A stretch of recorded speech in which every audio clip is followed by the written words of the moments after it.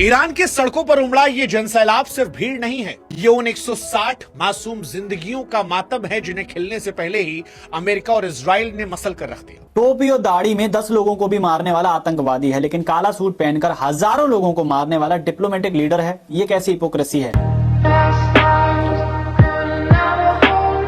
वो अमेरिका है जो 7वां बेड़ा ले आया था, यही वो अमेरिका है जो भारत पर परमाणु बम मारने के लिए आया था, यही वो अमेरिका है जो इंदिरा गांधी को परमाणु बम बनाने नहीं दिया, ये वही अमेरिका है जिसने अटल बिहारी वाजपेयी ने जब परमाणु बम बनाया था तो भारत पर प्रतिबंध लगा दिया था। हम कैसे भरोसा कर ले इस अमेरिका के ऊपर? वही अमेरिका है जब 70 के दशक में हम लोग को गेहूं की जरूरत पड़ी थी तो इसने गेहूं भेजा था, जब गेहूं आया तो पता चला कि सुअर को खाने वाला गेहूं इसने भारत को भेज रखा। This is a country where we speak English. Fuck you!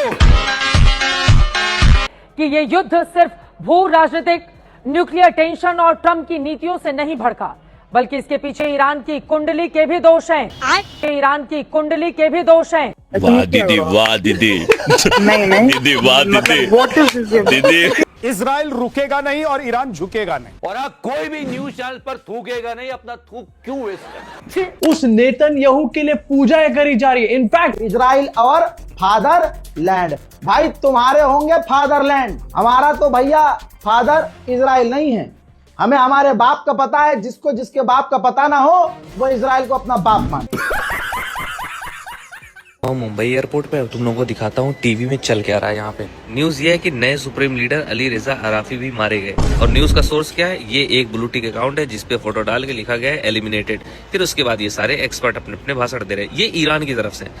भाई कहाँ से ईरान की साइड से? मतलब कैसे? ये इजराइल के एक्सपर्ट बैठे हैं, ये ईरान के एक्सपर्ट बैठे हैं। भाई ये नाजी जर्मनी RSS की टोपी लगा के बंदा कह रहा है मैं ईरान से हूँ, और ये देखो इजराइल के एक्सपर्ट। भाई ये सारी वीडियो व्हाट्सएप यूनिवर्सिटी से लेके आते, देख लो व्हाट्सएप वीडियो लिखा। सोचना पड़ता है, कौन सी गाली देने का सोचना पड़ता है मेरे को। अगर दूध की मार्केट में सबसे सस्ता तेल मिलेगा, क्या हम वहां से ले पाएंगे? जहाँ एक्चुअल वॉर हुई है वहाँ का सारण सुनो। In Abu Dhabi with the alarms going off here. अगर दूध की मार्केट में सबसे सस्ता तेल मिलेगा, क्या हम वहां से ले पाएंगे? आपको सेकुलर बनने से प्रॉब्लम है, आपको संविधान की सारी चीजों से प्रॉब्लम है, तो आप एक संवैधानिक लोकतांत्रिक देश में क्यों रहती हो? भाई यहाँ पे क्या हो रहा भाई? आप मैं देश क्यों नहीं संवैधानिक छोड़ लोग, देती? ये देश वो छोड़े जिनका देश ये लोग कहते हैं कि जो लॉ एंड ऑर्डर नहीं मानेगा उसको देश छोड़ना पड़ेगा या जेल जाना पड़ेगा। इस तरह की मुझे जेल जाना मंजूर है। नहीं रह सकता देश में। मुझे एक जेल ऐसी जाना मानसिकता मंजूर का है। व्यक्ति जो संविधान ही नहीं मानता, बात कैसे मेरे रह सकता है इस देश जब में? बात मेरे देश धर्म पे आएगी, मैं देश एक की लिमिट बात आ रही है, तभी मैं कह रही हूँ कि ये देश आपको एक्सेप्ट नहीं करेगा। आपने कहा कि देश से ऊपर आपके लिए कुछ नहीं, देश धर्म से ऊपर कुछ नहीं है। हाँ। दूसरी तरफ आप देश के सबसे बड़े नियम संविधान को ही कुचल के चल रही है। कैसे आप देश को बोलने की देश से ऊपर कुछ नहीं है? ये कहाँ फंस गया भाई मैं? वो लोग नहीं कुचलते मैम, जब तो जो कुछ नहीं, तो संविधान। आप भी कुछ अरे नहीं। मैम वही और फिर ये आप बात बोलेंगे कर कि रही देश हैं, से ऊपर जब कुछ वो नहीं एक लिमिट तक मानते हैं तो हम भी एक लिमिट तक मानेंगे, बस बात यानी खत्म। आप संविधान नहीं मानेंगे। एक लिमिट तक मानूंगी। एक लिमिट क्या होता है? लिमिट ये है कि जब जहाँ पानी यहाँ तक है मैं वहीं तक मानूंगी।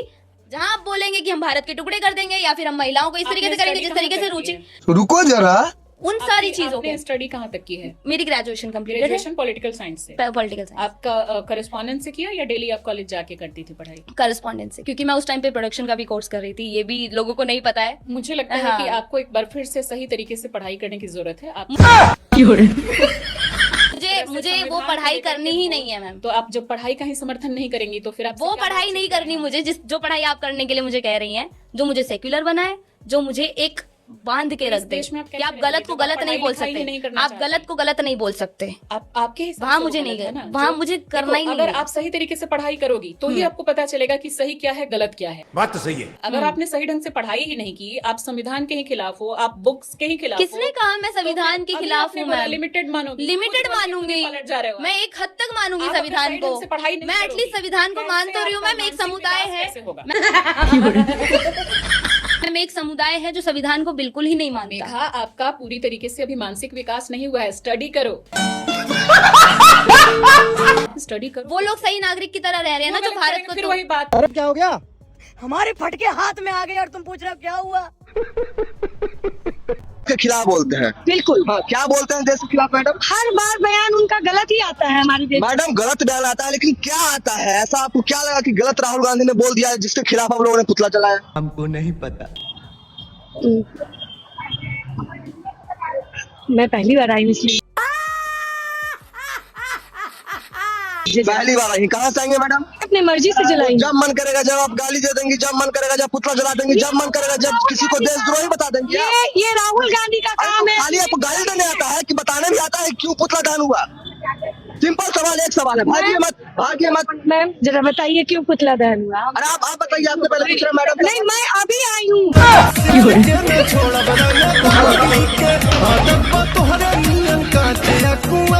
लगाइए सरकार पर क्या आरोप लगा रहे हैं। सरकार की तरफ से मैं करूंगा काउंटर, पूछो। इलेक्शन कमिश्नर ज्ञानेश कुमार ने 24 जून 2025 को बिहार में एसआईआर का ऐलान किया और इसके एक ही दिन बाद 25 जून को उनके दामाद मनीष बंसल को सहारनपुर का डीएम अपॉइंट कर दिया जाता है। एक ही महीने बाद जुलाई में ज्ञानेश कुमार की बेटी मेधा रूपम को नोएडा का डीएम बना दिया जाता है। अभी पता थे। अरे बलगरा गए हो तुम विदेश जाकर, भारत की पूरी संस्कृति भूल गए हो। 2014 के बाद भारत की सभ्यता चेंज हो गई है। कैसा? अब पदों का वितरण अलग हिसाब से होता है। तुम डीएम के लिए रो रहे हो, इस देश में कौन क्या बनता है? यूँ समझिए, अभी हाल ही में जो बिहार चुनाव हुए हैं, हत्यारों को गृह मंत्रालय दिया गया है, भ्रष्टाचारी को सीएम बनाया गया है। अरे बोलना कुछ तो बोल। और जो देश हित में काम कर रहा था उसको देशद्रोही बनाया गया है, और तुम रो रहे हो कि ज्ञानेश के लड़कों को डीएम बना दिया गया है। तुम भारत की सभ्यता से जुड़े हुए नहीं हो। बड़े खतरनाक लोग हैं। भाई राघव चड्ढा जैसे नेता को कभी वोट मत देना। ये एक ऐसा सांसद है जो नेता होकर आम आदमी की बात करता है। एयरपोर्ट्स पर खाना इतना महंगा है, एक साधारण सी पानी की बोतल जो 20 रुपए की बाजार में मिलती है, वो एयरपोर्ट के भीतर जाकर फूड आउटलेट पे 100 रुपए की मिलती है। नेता होकर आम आदमी की बात करता है, फर्जी मुद्दों पर लड़कर संसद में टाइम पास नहीं करता। इसलिए ऐसे अजीब लोगों की संसद में कोई जरूरत नहीं है। बात तो सही है।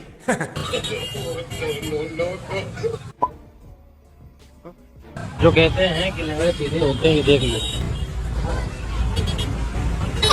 अबे तू है कौन? तू पकड़ मेरे को जानता। डिस्कवरी, जहाँ जेब्रा क्रॉसिंग बनाई वहाँ क्रॉस करने को कुछ है ही नहीं, और जहाँ क्रॉस करना है वहाँ जेब्रा क्रॉसिंग ही।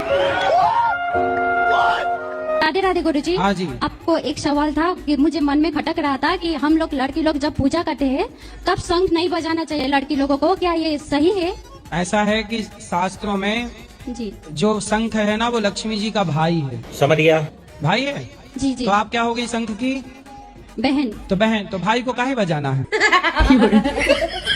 लेकिन आपके टोल प्लाजा पे वीवीआईपी कल्चर क्यों नहीं बंद होता है? क्यों सारे पॉलिटिशियंस की गाड़ी बिना टोल दिए हुए जाती है? क्यों सारे एमएलए की गाड़ी बिना टोल दिए हुए जाती है? क्यों वीवीआईपीएस को नहीं रोका जाता है? और सारे मतलब उनको प्रिविलेज है, हम सब रुके पैसा दे, उनमें से कौन से पर लगे हुए हैं सर कि वो नहीं रुकते और पैसे नहीं देते? बताइए तो। Good question. ये जो टोल पॉलिसी बनी बीओटी की, तब इसमें केवल एमएलए एमपी नहीं है, इसमें एम्बुलेंस है, इसमें एम्बुलेंस तो वो तो आप जेन्युइन केस हो तो समझ में, आप मुझे एमएलए एमपी का जवाब दीजिए। हमको नहीं पता। एम्बुलेंस है, बाद में एग्रीकल्चर ट्रैक्टर, हाँ जिसमें एग्रीकल्चर माल पड़ा है, उसको भी नहीं लगा। ठीक है। प्रॉब्लम ये है कि एमएलए एमपी ये बहुत पहले से उनके लिए भी ये सुविधा दी गई है। आप क्यों नहीं बदल रहे इसको? मैं इतनी सारी चीजें बदलिए, इसको भी बदलिए। मैं क्यों बदलूं? मैं आपको बताता हूँ। मैं अमेरिका में 3 करोड़ रुपए पर किलोमीटर के खर्चे में एक 4 लेन का हाईवे बन जाता है। चाइना में 12 करोड़ रुपए में, जर्मनी में 25 करोड़ रुपए में और जापान में 26 करोड़ रुपए में एक हाईवे बन जाता है। इंडिया में करीब 2 करोड़ रुपए पर किलोमीटर का खर्चा आता है एक 4 लेन का हाईवे बनाने में। ठीक है। जब द्वारका एक्सप्रेसवे बन रहा था तब इसका प्रपोज खर्चा था 18 करोड़ रुपए पर किलोमीटर, लेकिन जब द्वारका एक्सप्रेसवे तैयार होकर बना तो टोटल खर्चा आया 250 करोड़ रुपए पर किलोमीटर। क्या बात कर रहे हैं? जब ये रिपोर्ट्स बाहर आई तो ये कहा गया कि पहले फ्लैट हाईवे का प्रपोजल था, लेकिन इन्होंने एलिवेटेड हाईवे बनाया। एलिवेटेड हाईवे बनाने के बाद भी 18 करोड़ से सीधा 250 करोड़ रुपए का खर्चा कैसे हो सकता है? जरा सोचो, 250 करोड़ रुपए में 1 किलोमीटर हाईवे बन रहा है और पब्लिक आज भी कांग्रेस को करप्शन के ऊपर गाली दे रही है। सारे मिलके हमको पागल बना रहे हैं। 2036 में जो ओलंपिक होगा वो मेरे हिंदुस्तान की धरती पर हो, इसके लिए हम तैयारी कर रहे हैं। Sita Sahu, special Olympics 2011 Athens में ब्रॉन्ज मेडलिस्ट, आज रोड के किनारे गोलगप्पे और चाट बेच रही है। पराग पाटिल, ट्रिपल जंप में 2 बार गोल्ड और 11 बार सिल्वर मेडलिस्ट, आज कैब ड्राइवर बन के अपना गुजारा कर रहे हैं। Pushpa means para throwball champion, Thailand, Cambodia, Nepal जैसे देशों में इंडिया को रिप्रेजेंट किया और गोल्ड मेडल जीती। आज पता है वो क्या कर रही है? रांची के कटरू फ्लाईओवर के नीचे रोज सुबह 6 बजे से 11 बजे तक सब्जी बेचती है, सिर्फ थोड़े से पैसे कमाने के लिए, जिससे वो अपना जीवन सही कर सके। हरीश कुमार, एशियन गेम में ब्रॉन्ज मेडलिस्ट, आज वो चाय बेच रहे हैं अपने परिवार को संभालने के लिए। Bharat Kumar, world champion in para swimming, इनका एक ही हाथ है, आज पता है ये गाड़ियां धो रहे हैं अपना जीवन चलाने के लिए। मैं सरकार से बस यही कहना चाहूंगा कि अगर आपको ओलंपिक्स होस्ट करना ही है तो उससे पहले हमारे जितने भी एथलीट्स हैं उन्हें अच्छी सुविधाएं दीजिए। ये बड़ी अच्छी बात कही है। अब फ्लैशबैक। हिंदू धर्मगुरु हूँ और हिंदू मारे जा रहे हैं, बेटियां मारी जा रही हैं, उनकी अस्मिता लूटी जा रही है, वो बच्चे मारे जा रहे हैं बांग्लादेश में। आप बांग्लादेश के क्रिकेटर को ले आए, आपने अपनी टीम में क्यों रखा? अगर उस पैसे का 1% भी उस जगह चला गया जहाँ इससे एक हिंदू मर गया, क्या KKR मैनेजमेंट लिख के देगा कि उसका जिम्मेदार हम? तुम हिंदू मुस्लिम में लगे रहो लाला।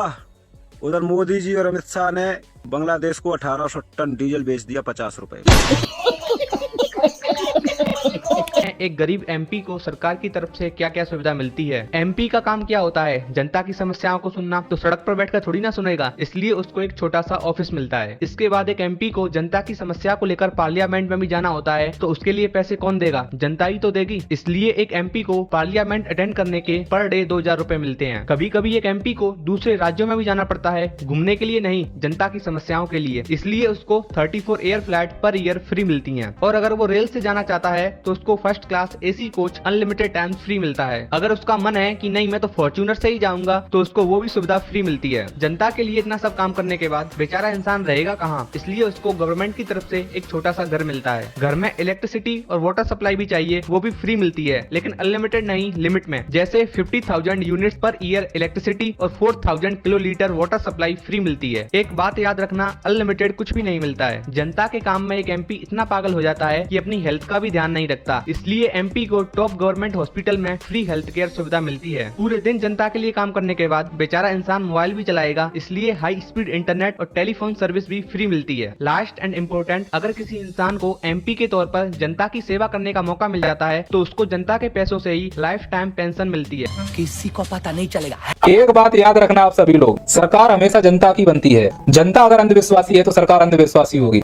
जनता अगर बेवड़ी है तो सरकार बेवड़ी होगी। जनता अगर चोर है तो सरकार चोर होगी। जनता अगर भ्रष्ट है तो सरकार भ्रष्ट होगी। जनता अगर तार्किक और शिक्षित है तो सरकार भी तार्किक और शिक्षित होगी। जनता अगर जन कल्याण करती है, एक दूसरे का सहयोग करेगी, तो सरकारें भी एक दूसरे का सहयोग करेंगी। इसीलिए ऐसी सरकार चुनो जो तुम्हारा कल्याण करे। तो उसके लिए हमें आपस में तालमेल बिठाकर रखना पड़ेगा, लड़ाई बंद करनी पड़ेगी, जात पात से ऊपर उठना पड़ेगा, हिंदू मुस्लिम से ऊपर उठना पड़ेगा, बच्चों को शिक्षा देनी पड़ेगी, जो हमारे युवा है उनको तार्किक बनाना पड़ेगा, तब हमारे बच्चों की बुद्धि जगेगी।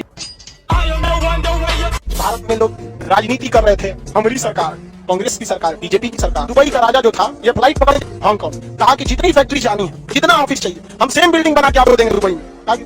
इतना डेवलप किया दुबई ने, यहाँ की सारी कंपनियां सारी की सारी कहां शिफ्ट हो गई? दुबई से। जहाँ केवल रेगिस्तान होता था, देखते देखते पूरी दुनिया में आगे कौन निकल गया? दुबई। बड़े बड़े कंपनियों की मीटिंग ऑफिस दुबई, कोई भी बड़े बिजनेस डील होगा दुबई। इवन भारत में कोई अमेरिका से कोई भी सामान लिए, दुबई एयरपोर्ट पर पहले जहाज उसको क्या करेगा? उतारेगा, उसके बाद दूसरे जहाज से यहाँ लाए। आप बताइए, हम लोग इन्हें अंडमान निकोबार में नहीं बुला सकते थे? दुबई में भी समुद्र का बीच है, किनारा है, यहाँ भी समुद्र है, लेकिन ना हम लोग क्या करेंगे? कांग्रेस बीजेपी। अगर आपको वीडियो पसंद आता है तो लाइक, शेयर एंड सब्सक्राइब जरूर करें और इस वीडियो के बारे में आपका क्या ख्याल है नीचे कमेंट बॉक्स में अपना राय जरूर रखें।